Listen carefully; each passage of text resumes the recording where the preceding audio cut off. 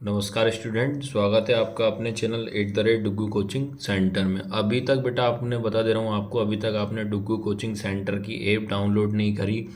सबसे पहला काम आपको ऐप को डाउनलोड करना है, ठीक है। ऐप डाउनलोड कर लेना, उसमें रुक जाना नहीं का आपको 199 का आपको कोर्स परचेस कर लेना, जो कि आज की क्लास में जितने भी मैं IMP क्वेश्चन बताऊँगा उनका A to Z मटेरियल आपको ऐप में मिल जाएगा विथ सॉल्यूशन के साथ। आपको कहीं भी भटकने की आवश्यकता नहीं है, ये मैं आपको पहले ही क्लियर कर दे रहा हूँ।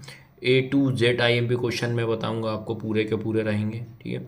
उसके बाद साथ ही साथ आपको याद रखना, आप पहली बार आए यूट्यूब चैनल को भी आप सब्सक्राइब जरूर करिएगा, वो भी डुग्गू कोचिंग सेंटर के नाम से ही है। और साथ ही साथ आपको क्या करना है, इंस्टाग्राम अकाउंट को भी फॉलो करना है, जिससे कोई भी इंफॉर्मेशन रहे कोई सी भी सोशल मीडिया के माध्यम से आप तक पहुंच जाएगी, ठीक है। तो लास्ट तक क्लास में बने रखना, पूरी अच्छे से समझना, पूरे क्या क्या पैटर्न रहेगा, किस तरीके से एग्जाम में पूछेगा आपसे, रुक जाना नहीं के।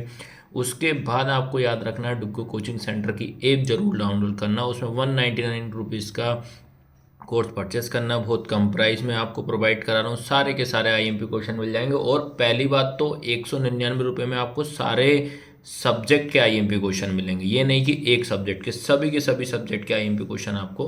पहले अपन क्या है, ग्रामर के आपको मैं क्वेश्चन दे रहा हूँ। मैं भाई 10th क्लास का ही मैं बता रहा हूँ, याद रखना जितने ही बच्चे जुड़ रहे हैं 10th क्लास का ही बता रहा हूँ मैं। तो आप लोग देखिएगा, सबसे पहली चीज आपको याद रखना है, ये व्याकरण के मतलब ग्रामर के कुछ क्वेश्चन ऐसे हैं, आप लोग देख लेना, आप लोग सारे के सारे। तो देखो, सबसे पहला क्वेश्चन आपको इसमें अच्छे से पढ़ना है, पद्य साहित्य के इतिहास को कितने भागों में बांटा गया है, समय सीमा भी आपको लिखना है, ये अच्छे से पढ़िए आप लोग। उसके बाद रीति काल की दो विशेषताएं और दो कवि उनकी एक रचना याद रखना है। मैं बता देता हूं आपको, आप सभी कवियों की आप रचना पढ़ के जाइएगा बेटा। रचना जो है आपके पेपर में, मैं बता दे रहा हूँ, रचना आपसे ऑब्जेक्टिव वगैरह में बहुत सारी आपसे पूछेंगे, याद रखना। रचना जो बोल रहा हूँ मैं, रचना जरूर आप याद करके जाना है बेटा, आप लोग सारे के सारे ऑब्जेक्टिव में आपसे रचना जरूर पूछेगा, ठीक है।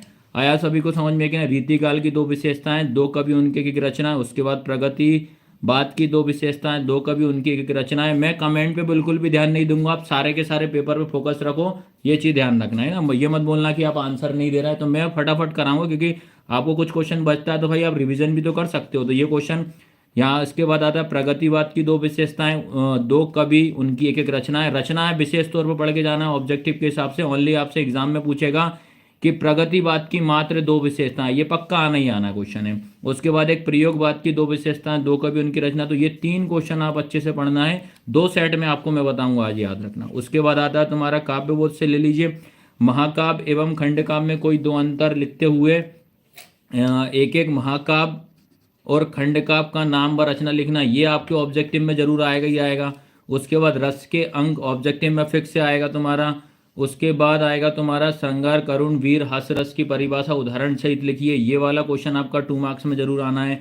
उसके बाद रस के प्रकार और स्थायी भाव से क्वेश्चन 101% आपको जरूर देखने को मिलेगा कल में, याद रखना, ठीक है। स्थायी भाव से और संचयी भाव में अंतर आपको पढ़ना। अलंकार से क्वेश्चन आपको ध्यान रखना, मानवीकरण क्या होता है, पुनरुक्ति प्रकाश क्या होता है, अतिशोक्ति क्या होता है, अन्योक्ति क्या होता है, इनकी आपको परिभाषा उदाहरण सहित आपको बताना है। उसके बाद आता है दोहा छंद की परिभाषा और चौपाई। तो छंद में आप दोहा और चौपाई पढ़ के जाइएगा बस ओनली। उसके बाद आपको आता है शब्द गुण की परिभाषा व प्रकार लिखिए। शब्द गुण आप अच्छे से पढ़ के जाइए, शब्द गुण क्या होता है सब बताऊंगा, ऐसे वगैरह A to Z सारी चीजें बताऊंगा, लास्ट तक आप बने रखना, सभी के सभी बच्चे लोग याद रखना है। तो इसमें अगला है तुम्हारा, यहाँ से फिर ग्रामर क्वेश्चन नंबर 3 स्टार्ट हो रहा है तुम्हारा। गद्य की प्रमुख व गौण विधाओं के नाम लिखना है। फिर आपको अंतर मैं बता देता हूँ, अंतर आपको कहानी उपन्यास में अंतर, नाटक एकांकी में अंतर, जीवनी आत्मकथा में अंतर, संस्मरण रेखा चित्र में अंतर। उसके बाद कहानी के तत्व जरूर पढ़ के जाइए कि कहानी के कौन कौन से तत्व होते हैं। उसके बाद आता तुम्हारा संधि की परिभाषा व उसके प्रकार लिखिए। उसके बाद समास के प्रकार व परिभाषा लिखिए। संधि समास में अंतर आपको बताना, वाक्य की परिभाषा लिखते हुए अर्थ के आधार पर आपको बताना, याद रखना, अर्थ के आधार पर आपको ये कंप्लीट करना है। उसके बाद देखिए आप सारे के सारे, क्योंकि 2 सेट में है, टाइम लगेगा, तो इसलिए थोड़ा जल्दी जल्दी मैं आपको बता रहा हूँ। कमेंट पे मैं इतना ध्यान नहीं दूंगा, याद रखना। और इतना कर लोगे, पास की गारंटी मेरी रहेगी, 101% आप पास हो जाओगे, ठीक है, इसकी गारंटी मैं खुद ले रहा हूँ। उसके बाद आता है भेद लिखिए, मुहावरे लोकोयुक्ति में अंतर उदाहरण सहित बताइए। अनेक आरती शब्द आपको पढ़ के जाइएगा। वाक्यांश के एक शब्द में हो जाएगा। शब्द शक्ति किसे कहते हैं याद रखना, क्या होगा, शब्द शक्ति की परिभाषा व उसके प्रकार सहित लिखिए। उसके बाद आता है तुम्हारा कवि परिचय की मैं बात करता हूँ। कवि परिचय में याद रखना 2 रचनाएं, भाव पक्ष और कला पक्ष। आपको याद रखना भाव पक्ष कला पक्ष में ही आपकी ये विशेषताएं हो जाती हैं। क्या हो जाती हैं, विशेषताएं होती, जिसमें कि आपको एक सूरदास जी का और एक तुलसीदास जी का, बस ये दोनों ही पढ़ के चले जाइए, आराम से आपका बन जाएगा, हो जाएगा काम। ठीक है, सूरदास और तुलसीदास जी का पढ़ के चले जाइए, हो जाएगा। और जयशंकर प्रसाद की रचना पढ़ लेना, आंसू जना लहर, और हो जाएगा काम, कोई टेंशन नहीं आपको, ये पक्का आना ही आना है। उसके बाद लेखक परिचय बात करता हूं मैं, आप एक स्वयं प्रकाश, एक राम वृक्ष बेनीपुरी, मनु भंडारी की ओनली आप रचना पढ़ के जाइए, हो जाएगा काम। ठीक है, ये बता दिए मैंने आपको। जीवन परिचय में आपको ये होगा कंप्लीट। उसके बाद याद रखना है, जैसे कि अगर बात करते हैं कवि परिचय की, जैसे ईयर की अगर मैं बात करता हूँ 2022 की अगर बात करूँ आपसे, तुलसीदास जी और जयशंकर प्रसाद आया था। उसके बाद 23 की बात करूँ सूरदास और नागार्जुन जी का आया था। 24 की बात करते हैं सूरदास तुलसीदास जी का, ये मान लो आ सकता है। उसके बाद लेखक परिचय की बात करूं, जो कि लेखक परिचय याद रखना है राम वृक्ष बेनीपुरी का आया था 2022 में। 2023 में यशपाल और मनु भंडारी का था। 2024 की बात करें राम वृक्ष बेनी और यतीन्द्र मिश्र का आ सकता है। ठीक है, आया सबको समझ में कि नहीं आया। पत्र की अगर हम बात करते हैं 2022 में आपका देखिए पत्र कैसे आया था, लाउड स्पीकर बंद करने हेतु आपको जिलाधीश को पत्र, आपको एग्जाम में याद रखना है। ठीक है सर, लॉन्ग लाइव स्ट्रीम करो, अरे ठीक है भैया अभी इतना टाइम नहीं, कर लेंगे बाद में। को पत्र लिखिए, याद रखना पत्र को, पत्र का मतलब होता है जिलाधीश को आपको पत्र लिखना है। इसके अथवा में 2022 में आए थे, बड़े भाई के विवाह में सम्मिलित के वाला आया था। बात करूं नगर निगम नगर पालिका अध्यक्ष के मोहल्ले में सफाई के लिए आया था, इसके अथवा में आपने ये पूछा था। फिर 2024 की अगर एक बात करा जाए तो ध्वनि विस्तारक यंत्र पे आप अच्छे से कर लेना। और इसकी ओर में ये क्वेश्चन आया था, इसमें आपको ये जरूर पढ़ लेना, सचिव माध्यमिक शिक्षा मंडल ये वाला तुम्हारा स्थानांतरण प्रमाण पत्र। ठीक है, एक द्वितीय वाला जरूर आता है। ठीक है, ये कोई टेंशन नहीं, जो भी लेट होगा रिकॉर्डेड वगैरह अवेलेबल करवा देंगे, ये पढ़ लेना।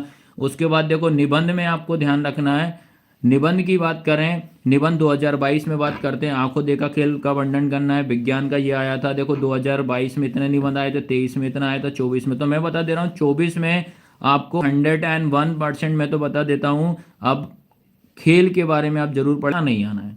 ठीक है, याद रखना है इस बार आपका प्रदूषण का भी अच्छे से पढ़ना ही पढ़ना है। तो आपका एक खेल वाला निबंध और एक प्रदूषण का, ये तुम्हारा, इसके बाद एक और सेट में आपको बताऊंगा। ठीक है, आ रहा है सभी को समझ में कि नहीं आया। एमसीक्यू वगैरह सब इसी से बचेंगे। एक 1 लाइनर वाली फैक्ट वाली मेरी क्लास है, उसके लिए आपसे कंप्लीट हो जाएगा पूरा का पूरा। चलो अब 2 अंक की बात कर रहे हैं। पद्य में अपन बात करते हैं, सुर से क्या क्वेश्चन इंपॉर्टेंट है। उद्धव के व्यवहार की तुलना किस किस से की, ये क्वेश्चन कर लीजिए। मर्यादा ना लही के माध्यम से कौन सी मर्यादा ना रहने की बात कहिए। अगला है गोपीय ने उद्धव के योग की शिक्षा कैसे लोगों को देने की बात कहिए। उसके बाद गोपीय के अनुसार राजा का धर्म क्या होना चाहिए, ये पढ़ लीजिए। उसके बाद क्वेश्चन नंबर 5, परशुराम के क्रोध करने पर राम लक्ष्मण की जो प्रतिक्रिया हुई हैं उसके आधार पर राम लक्ष्मण के स्वभाव की विशेषताएं आप बताइएगा। उसके बाद लक्ष्मण ने वीर योद्धा की कौन कौन सी विशेषताएं बताई हैं। अवधी भाषा किन किन क्षेत्रों में बोली जाती है, यह आप पढ़ लेना। उसके बाद आता है कवि आत्मकथा लिखने से क्यों बचता है। उसके बाद स्मृति को पाठ्य बनाने के कवि का क्या आशय है, ये जरूर पढ़ लेना। हमारा आत्मकथा सुनने के संदर्भ में अभी समय नहीं है, याद रखना। ठीक है, ये पढ़ लेना भैया। उसके बाद फिर आता है तुम्हारा मुरझाकर गिर रही पत्तियां किसका प्रतीक है, इसके माध्यम से कवि क्या कहना चाहता है। उसके बाद कविता का शीर्षक उत्साह क्यों रखा गया है। कविता उत्साह में बादल किन किन अर्थों की ओर संकेत करते हैं। उसके बाद कवि निराला की आंख फागुन की सुंदरता से क्यों नहीं हट रही है। फागुन में ऐसा क्या होता है जो कि बाकी ऋतुओं में भिन्न होता है। होली के आसपास प्रकृति में जो परिवर्तन दिखाई देते हैं उन्हें लिखिए। हाँ ठीक है भैया, अभी मैं ध्यान बिल्कुल नहीं दे रहा हूँ भाई कमेंट पे, ये सही हिंदी का रखा है, सारे के सारे पेपर में जरूर अवेलेबल करवाऊंगा, ये चीज़ ध्यान रखना। कवि के अनुसार फसल क्या है। बच्चे दंतुरित मुस्कान का कवि के मन में क्या प्रभाव पड़ता है। बच्चे की मुस्कान एक बड़े व्यक्ति की मुस्कान में क्या अंतर होता है। उसके बाद मिट्टी के गुण धर्म को परिभाषित कीजिए। आ रहा है सभी को समझ में कि नहीं आया। आज पूरा का पूरा ये मान लीजिए आप पूरा का पूरा रिवीजन हो जाएगा भैया, देख लेना आप लोग। उसके बाद आता है तुम्हारा स्वयं प्रकाश में। स्वयं प्रकाश की बात करता हूँ तो सेना नीना होती हुई भी चश्मे वाले कोई लोग कैप्टन क्यों कहते थे। नगर पालिका कार्य लिखना है। फिर रामवृक्ष बेनीपुरी की बात करता हूँ। बाल गोविंद भगत के चरित्र की विशेषताएं आपको लिखना है। भगत की पुत्र वधु उन्हें अकेले में क्यों नहीं छोड़ना चाहिए या छोड़ना देती चाहती थी। बाल गोविंद भगत की दिनचर्या लोगों की अचरज का कारण क्या थी, ये बताना है। आपकी दृष्टि से भगत की कबीर की आघात वृद्धा के क्या कारण थे, ये आपको पढ़ लेना। फिर यशपाल से याद रखना है। लेखक को नवाब साहब के किन हाव भाव से महसूस हुआ है, वे उनके बातचीत करने के लिए तनिक भी उत्सुक नहीं थे। फिर मनु भंडारी से आपको ये पढ़ के जाइएगा, मनु भंडारी के व्यक्तित्व किन किन व्यक्तियों पर क्या उन पर प्रभाव पड़ा हुआ है। ठीक है, उसके बाद मनु भंडारी के पिता ने रसोई घर के भटिया घर खाना कहकर क्यों संबोधित किया। फिर सेनाई की दुनिया में ठुमराव को क्यों याद किया जाता है। फिर बिस्मिल्लाह खां को सेनाई की मंगल ध्वनि का नायक क्यों कहा जाता है। सुधीर बादो से क्या अभिप्राय, सेनाई को सुधीर बादो के शाह की उपाधि क्यों दी गई है। फिर उसके बाद बिस्मिल्लाह खां के व्यक्तित्व की कौन कौन सी विशेषताएं आपको प्रभावित करती हैं। उसके बाद 14 वाला क्वेश्चन, वास्तविक अर्थों में संस्कृत व्यक्ति किसे कहा गया है। लेखक की दृष्टि में सभ्यता और संस्कृति की क्या क्यों बन गई है, ये आपको पढ़ना है। फिर उसके बाद आता है भोलानाथ अपने साथियों को देखकर खिसकना क्यों भूल जाता है। माता का आंचल से बालक का वास्तविक नाम क्या था, उसका नाम भोलानाथ क्यों पड़ा, तो ये आप पढ़ना भैया।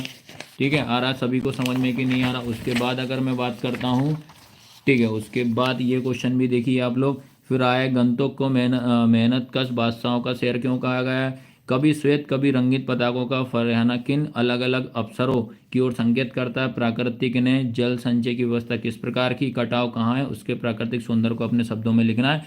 तो देखिए ये सेट मैं आपको बता दिया, ये सेट सारे के सारे बोर्ड पे सही सारे के सारे इम्पोर्टेंट हैं, ये बता दी। उसके बाद मैं आपको बता दे रहा हूँ एक और सेट में लेकर आया हूँ कि उसमें से भी आप क्या तैयारी है क्या नहीं है। तो ये सेट आपका कंप्लीट हो चुका है। आया सबको समझ में कि नहीं आया। और मैं बता दे रहा हूँ सारे के सारे पेपर आपको मैं ज़रूर करवाऊंगा। जैसा कि अभी इंग्लिश की हम तैयारी करवाएंगे, उसके बाद इंग्लिश के बाद आपको मैथ्स की भी तैयारी कराएंगे A to Z। और हमारे पास पूरी टीम है, आपको अलग अलग टीम मिलेगी। संस्कृत की तैयारी के लिए भी मिलेगी, आपको माइंड में बिठा के रखना, पूरी की पूरी तैयारी आपको हम करवाएंगे। ठीक है, तो पहले ये वाला सेट अच्छे से पढ़ लेना, कौन सा क्या बचा है क्या नहीं बचा, पूरी कंप्लीट कर लेना बेटा आप लोग। आया सबको समझ में कि नहीं आया। ठीक है, चलो अब उसके बाद आता है तुम्हारा सेट। अगर मैं अगले सेट की बात करता हूँ मैं, ठीक है, अगले सेट की बात करता हूँ, आपको सबसे पहली चीज़ ध्यान रखना, निबंध की अगर मैं बात करता हूँ, आपको माइंड में बिठा के रखना है। निबंध अगर बात करते हैं, पर्यावरण प्रदूषण का निबंध, ठीक है, पर्यावरण प्रदूषण का निबंध और जीवन में खेलों का महत्व। ठीक है, अब अगर मैं आपको बताता हूँ, आपके एग्जाम में जब बात करते हैं तो एग्जाम में आपको पर्यावरण प्रदूषण का निबंध अगर मान लो कल आता है और तुम्हारा जीवन का खेलों का महत्व, तो मैं एक फॉर्मेट आपको बता दे रहा हूँ किस फॉर्मेट में आपको पेपर में लिख के जाना, याद रखना, क्योंकि आपको फॉर्मेट लिखने का नंबर मिलेगा।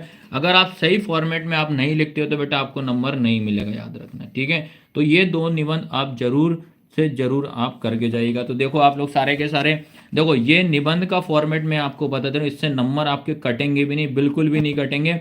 निबंध में आप पहले नंबर रूपरेखा लिखोगे, रूपरेखा के बाद आपको ये प्रस्तावना लिखना है। प्रदूषण क्या होता है, देखो क्या है किसे है, अर्थ सबका मतलब एक ही होता है। प्रदूषण के प्रकार आपको ध्यान रखना है। ठीक है, उसके बाद जल प्रदूषण, वायु, ध्वनि, फिर उसके बाद आपको उपाय लिखना है, जल प्रदूषण, वायु प्रध्वनि और ये सब, और उपसंहार। तो बेटा आपको इस फॉर्मेट में आपको निबंध लिखना है। अगर बात करते हैं सेकंड निबंध की, अगर मैं बात करूं आपको जीवन में खेलों का महत्व, जीवन में खेलों का महत्व की अगर मैं बात करूं तो आपको ये इस तरीके से लिख कर आइएगा आप लोग एग्जाम में, एक भी नंबर आपके नहीं कटेंगे। जीवन में खेलों का महत्व, जैसे कि इसमें सबसे पहले आप प्रस्तावना लिखिएगा, खेलों की आवश्यकता आप लिखना, जिसमें कि छात्र के जीवन में खेलों की आवश्यकता क्यों पड़ी, ये आपकी इसमें एक्सप्लेन करोगे आप। खेलों के फायदे शारीरिक और मानसिक होता है, खेल के प्रकार क्रिकेट, कबड्डी और खो खो हो जाए, खेल के नुकसान और उपसंहार। तो ये आपको समझ में आया कि नहीं आया। ठीक है, ये सेट मैंने बताया। अब देखिए आप लोग सारे के सारे बच्चे, पत्र की अगर मैं बात कर रहा हूँ, ठीक है, अगर पत्र की अगर मैं बात करता हूँ, पत्र में आपको दिमाग में रखना है, ये जरूर अच्छे से पढ़ के जाइएगा। ठीक है, कौन सा, नगर पुलिस अधीक्षक को पत्र लिखिए जिसमें कि आपके मोहल्ले में चोरी की घटना में वृद्धि के बारे में। ठीक है, उसके बाद आपका ये पढ़ना भी है साला शुल्क वाला। और जीवन परिचय की मैं बात करता हूँ तो इसमें सूरदास, तुलसीदास और जयशंकर प्रसाद। तो इस बार याद रखना है आपको, ये मैंने बता चुका हूँ, एक बार फिर से पढ़ लीजिएगा। लेखक परिचय मनु भंडारी, रामवृक्ष बेनी, यशपाल, 2 रचना और 2 विशेषताएं आप जरूर पढ़ के जाइएगा। उसके बाद आपको ध्यान रखना, विशेषताओं की अगर मैं बात करूँ, प्रगतिवाद, रीतिकाल और नई कविता, छायावाद, ये देख लेना आप लोग भैया।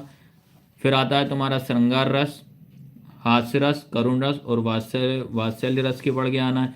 छंद की बात करता हूँ तो चौपाई, दोहा, गीतिका, ये जरूर इन दोनों को अच्छे से पढ़ लेना। अलंकार की बात करूँ, पुनरुक्ति और मानवीकरण, ये जरूर अच्छे से पढ़ लेगा। हाँ ठीक है। उसके बाद आता है तुम्हारे अंतर की बात करूँ, एक महाकाव्य, खंडकाव्य को अच्छे से पढ़ना। ये वाले तो ऑलमोस्ट बहुत बार आए हुए हैं, याद रखना। आया सभी को समझ में कि नहीं है? फिर पढ़ना भी आ रहा है, वेरी गुड मेरे भाई। चलो पढ़ना भी है, आजकल बच्चे पढ़ने वाले हुए। चलो इसके बाद आता तुम्हारा संवाद की बात करेंगे। संवाद जरूर आपको कल पेपर में देखने को मिलेगा। संवाद में हमेशा याद रखना है कि दो व्यक्ति को आपस में बातचीत करा दिए, 4 से 5 लाइन लिख दो, संवाद आपका कंप्लीट हो जाएगा। क्रिकेट, दो मित्रों का संवाद। उसके बाद बढ़ती महंगाई वाला, पर्यावरण सुरक्षा के ऊपर आप पढ़ के जाइएगा। इसके और में आपको आएगा अनुशासन और मीठी बोली, तो या तो अनुशासन करिए या तो मीठी बोली। आया सबको समझ में? और क्वेश्चन आंसर की बात करूं, 101% इनमें से क्वेश्चन आएगा। पद में से क्वेश्चन आना है, राम लक्ष्मण परशुराम संवाद में से आना, आत्मकथ्य से आना, संगतकार से आना है। नेताजी के चश्मा की बात करूं, इसमें आएगा, ये ध्यान रखना है। और मनु भंडारी और संस्कृत, इनसे क्वेश्चन आपका फिक्स एंड 101% आएगा। फिर माता का आंचल और मैं क्यों लिखता हूँ। आया सबको समझ में कि नहीं आया? फिर आपको बात करते हैं पद्यांश की बात करूं, बहुत से बच्चों को पद्यांश में दिक्कत जा रही होगी, तो पद्यांश में आपको याद रखना। हाँ चलो पद्यांश की बात करें, हमारे से डेढ़ से लेके मन चक्री, ये पढ़ लेना भैया। मैं ये नहीं बताऊंगा किस चैप्टर से, ये आपको खुद ढूंढना होगा आप। फिर उसके बाद आता है माधुप, डेढ़ से उपसंग, उपहार से लिखोगे, हट नहीं रही से नहीं रही है, ये पढ़ना है। जिसके, करुण से लेकर मौन बख्शी लिखना, बादल गरजो गरजो से लिखना। और उसके बाद आत्मकथ्य से 100% जरूर आना है। ठीक है, आत्मकथ्य से आप अच्छे से पढ़ के जाइएगा। उसके बाद आता है गद्यांश की। अगर हम बात करें, गद्यांश की बात करते हैं, मूर्ति संगमर, ये प्रयासता, यह प्रत दे दिया, संस्कृति जरूरत हो, आषाढ़ या, और उसके बाद हालदार साहब से आपका जरूर देखने को मिलेगा। ठीक है, आया सभी को समझ में कि नहीं आया? जितनी तैयारी आप कर लेना। और आपको मैं बता दे रहा हूँ पूरे के पूरे सारे के सारे पेपर से हम तैयारी आपको कराएंगे इसी तरीके से। ठीक है, कल नाइट से आपको 8 बजे से इंग्लिश ग्रामर की क्लासेस हमारी स्टार्ट हो रही है, याद रखना। शाम इसी टाइम पे हम लोग बता देंगे कि हाँ, और ये सारे के सारे आप लोग जरूर मिला लेना, याद रखना। ठीक है, पेपर में आपके आते हैं कि नहीं आते। चलो भैया, गुड नाइट सभी को। भैया ये सब टॉपिक आप कवर करिएगा।